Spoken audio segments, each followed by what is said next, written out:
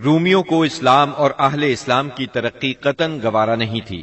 ان کے ہاں رہنے والا کوئی شخص مسلمان ہو جاتا تو اس کی زندگی خطرے میں پڑ جاتی۔ ان کی اس جرت اور بیجا غرور کو ختم کرنے کے لیے رسول اللہ صلی اللہ علیہ وسلم نے صفر 11 ہجری میں ایک بڑے لشکر کی تیاری شروع فرمائی تاکہ وہ روم کی فلسطینی سرزمین کو روند کر رومیوں کو خوفزدہ کر دے اور ان کی حدود پر واقع عرب قبائل کا اعتماد بحال کرے۔ اس سلسلے میں رسول اللہ صلی اللہ علیہ وسلم نے 700 فوجیوں کا ایک لشکر تیار فرمایا۔ سیدنا اسامہ بن زید رضی اللہ عنہ کو لشکر کا سالار مقرر فرمایا۔ یہ آزاد کردہ غلام سیدنا زید رضی اللہ عنہ کے بیٹے تھے۔ 28 صفر 11 ہجری کو بیماری کی حالت میں آپ نے سیدنا اسامہ رضی اللہ عنہ کا جھنڈا اپنے دستے مبارک سے درست فرمایا۔ بڑے بڑے جلیل القدر صحابہ کرام سیدنا اسامہ رضی اللہ عنہ کی ماتحتی میں اس لشکر میں شریک تھے۔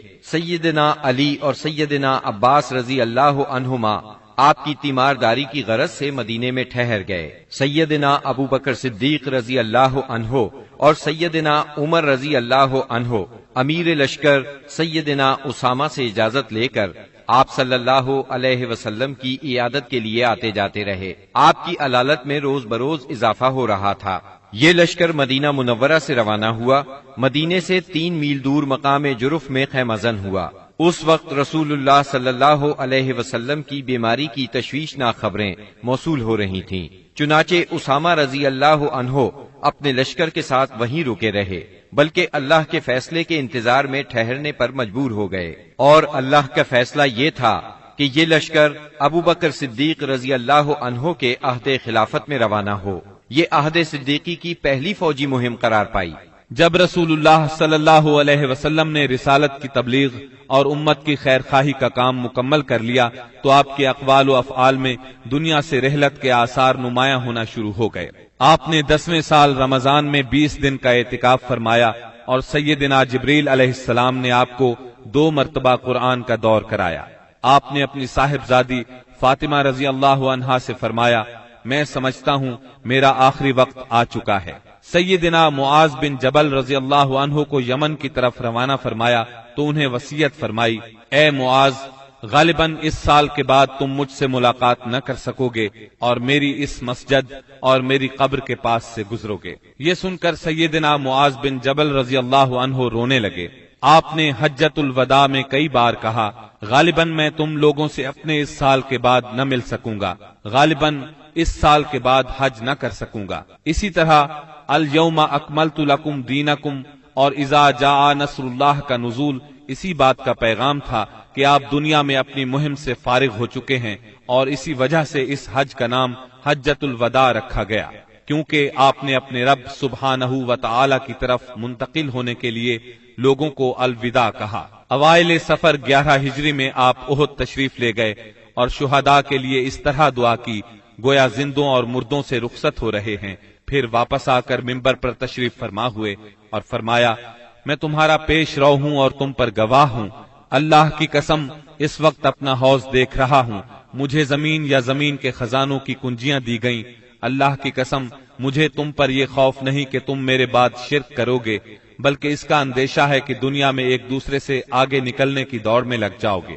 ماہ سفر کے آخر میں آپ رات کے وقت بقیع غرقد تشریف لے گئے، اہل بقیع کے لیے دعائے مغفرت کی اور فرمایا، ہم بھی تم سے آن ملنے والے ہیں۔ ماہ سفر کے آخری پیر کو رسول اللہ صلی اللہ علیہ وسلم ایک جنازے میں بقیع تشریف لے گئے۔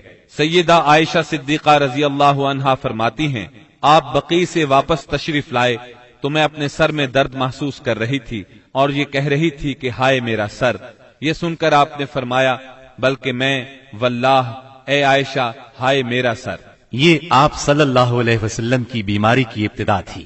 اس کے باوجود آپ باری باری سب بیویوں کے پاس دن گزارتے رہے، یہاں تک کہ مرض میں شدت آ گئی۔ اس وقت آپ سیدہ میمونہ رضی اللہ عنہا کے گھر میں تھے اور پوچھ رہے تھے، کل میں کہاں رہوں گا، میں کل کہاں رہوں گا۔ مطلب یہ تھا کہ مجھے سیدہ عائشہ رضی اللہ عنہا کے ہاں رہنے دیا جائے۔ چنانچہ ازواج مطہرات نے اجازت دے دی کہ آپ جہاں چاہیں رہیں۔ آپ سیدنا فضل بن عباس اور سیدنا علی رضی اللہ عنہما کے سہارے پاؤں زمین پر گھسیٹتے ہوئے نکلے اور سیدہ عائشہ صدیقہ رضی اللہ عنہا کے گھر منتقل ہو گئے۔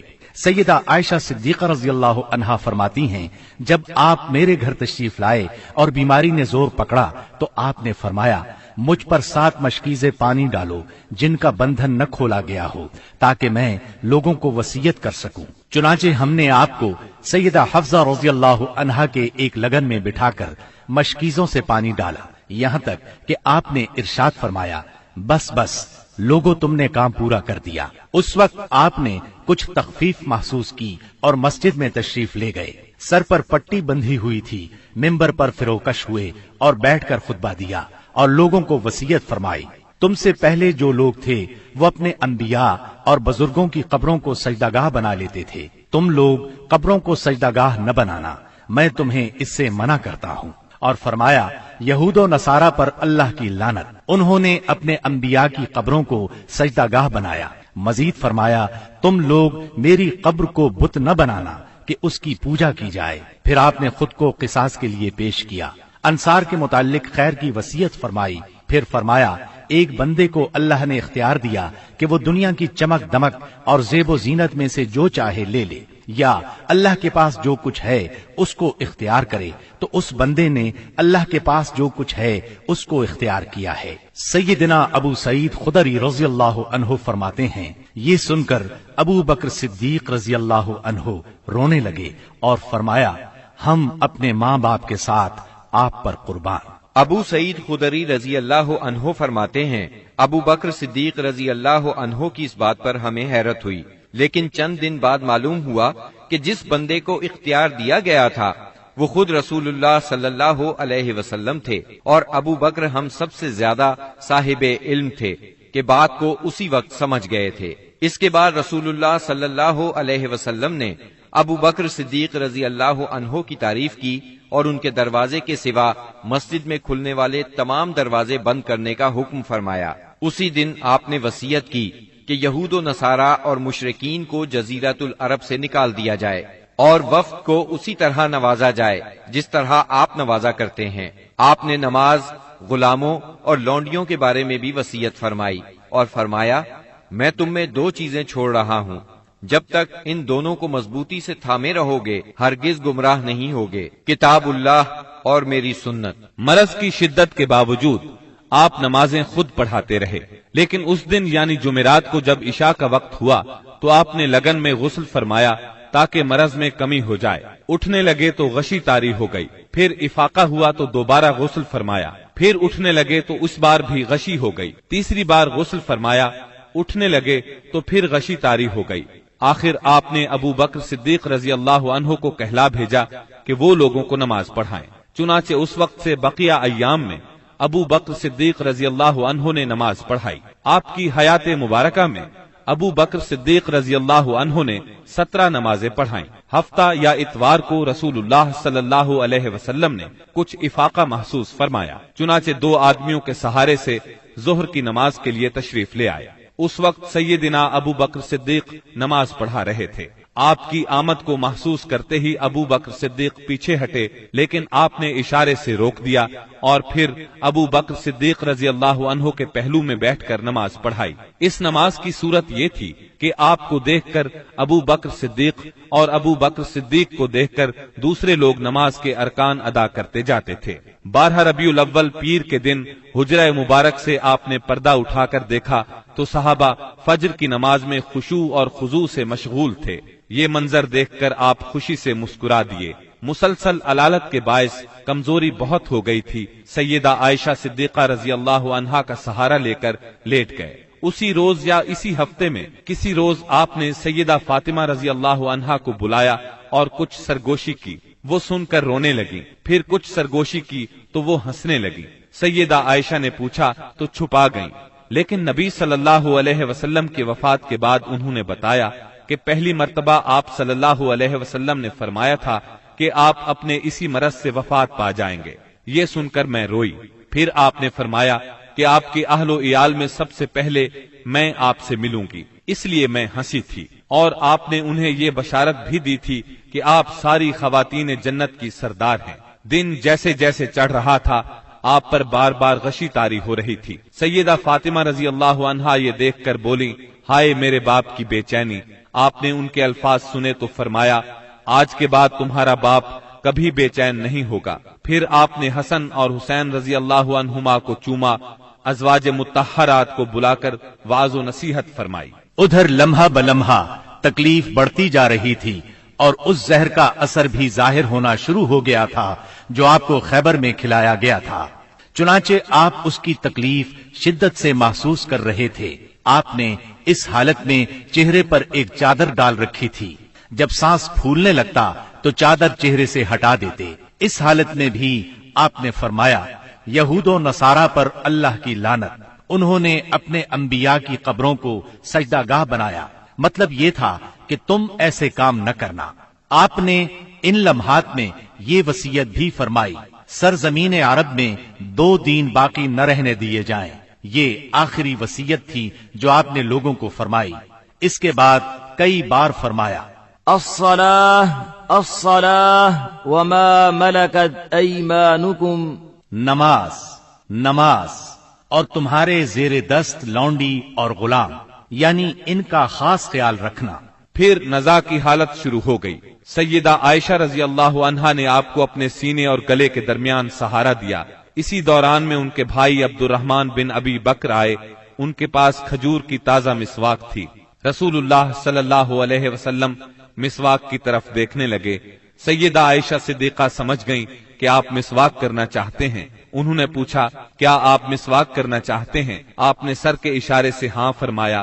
چنانچہ انہوں نے مسواک لے کر چبائی، نرم کی اور پھر آپ نے اس کو لے لیا۔ نہایت اچھی طرح مسواک کی۔ آپ کے سامنے پیالے میں پانی تھا۔ آپ پانی میں دونوں ہاتھ ڈال کر چہرہ پوچھتے جاتے تھے اور فرماتے جاتے تھے، لا الہ الا اللہ ان للموت سکرات، اللہ کے سوا کوئی معبود نہیں، بے شک موت کے لیے سختیاں ہیں۔ پھر آپ نے دونوں ہاتھ یا انگلی اٹھائی، نگاہ چھت کی طرف بلند کی، دونوں ہونٹوں پر کچھ حرکت ہوئی۔ سیدہ عائشہ رضی اللہ عنہا نے کان لگایا تو آپ فرما رہے تھے، ان انبیاء، صدیقین، شہداء اور صالحین کے ساتھ جنہیں تو نے انعام سے نوازا، اے اللہ مجھے بخش دے اور مجھ پر رحم فرما اور مجھے رفیق اعلیٰ میں پہنچا دے، اے اللہ رفیق اعلیٰ۔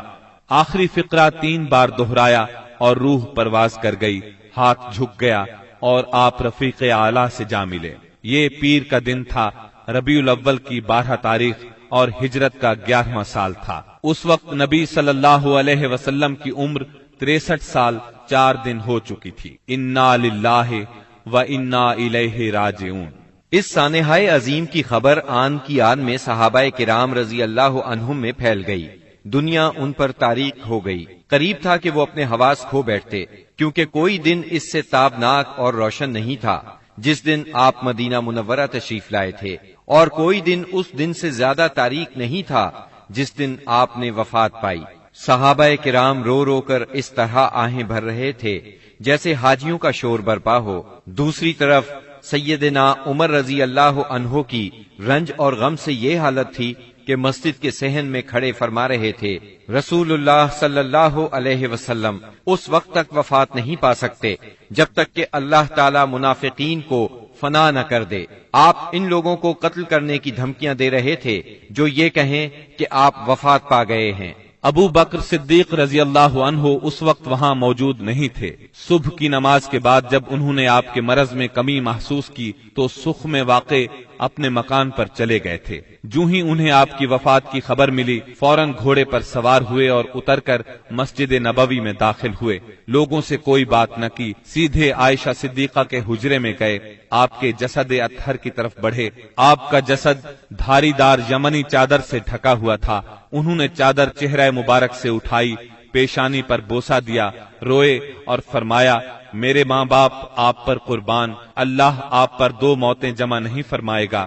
جو موت آپ کے لیے لکھ دی گئی تھی وہ آ چکی۔ اس کے بعد سیدنا ابو بکر صدیق رضی اللہ عنہ باہر تشریف لائے اور فرمایا، عمر بیٹھ جاؤ۔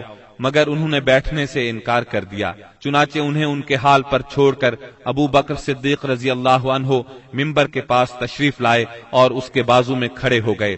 صحابہ کرام بھی سیدنا عمر رضی اللہ عنہ کے پاس سے ہٹ کر ان کے پاس جمع ہو گئے۔ سیدنا ابو بکر صدیق رضی اللہ عنہ نے فرمایا، تم میں سے جو شخص محمد صلی اللہ علیہ وسلم کی پوجا کرتا تھا تو وہ جان لے کہ محمد صلی اللہ علیہ وسلم کی موت واقع ہو چکی ہے، اور تم میں سے جو شخص اللہ کی عبادت کرتا تھا تو یقیناً اللہ ہمیشہ زندہ رہنے والا ہے، کبھی نہیں مرے گا۔ پھر سیدنا ابو بکر صدیق رضی اللہ عنہ نے سورہ آل عمران کی آیت نمبر 144 تلاوت کی۔ محمد نہیں ہیں مگر رسول ہی، ان سے پہلے بھی بہت سے رسول گزر چکے ہیں، تو کیا اگر ان کی موت واقع ہو جائے یا وہ قتل کر دیے جائیں تو تم لوگ اپنی ایڑیوں کے بل پلٹ جاؤ گے؟ اور جو شخص اپنی ایڑیوں کے بل پلٹ جائے تو وہ اللہ کو کچھ نقصان نہیں پہنچا سکتا۔ سیدنا ابن عباس رضی اللہ عنہ ارشاد فرماتے ہیں، اللہ کی قسم ایسا لگتا تھا کہ لوگوں نے اس سے پہلے جانا ہی نہیں تھا کہ اللہ نے یہ آیت نازل فرمائی ہے۔ یہاں تک کہ ابو بکر صدیق رضی اللہ عنہ نے اس آیت کی تلاوت کی تو سارے لوگوں نے ان سے یہ آیت اخذ کی، اور تب ایسا محسوس ہوا کہ ہر کوئی اس آیت کی تلاوت کر رہا ہے۔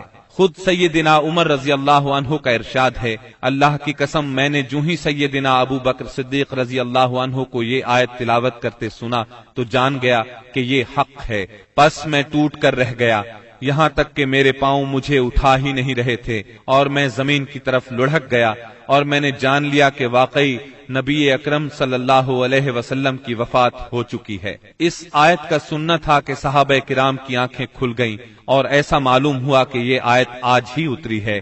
ہر صحابی کی زبان پر یہی آیت تھی، اسی کا چرچا تھا۔ نبی کریم صلی اللہ علیہ وسلم کی تجہیز و تکفین کا کام منگل کو شروع ہوا۔ سیدنا فضل بن عباس، سیدنا علی المرتضی اور سیدنا اسامہ بن زید رضی اللہ عنہم نے غسل دیا۔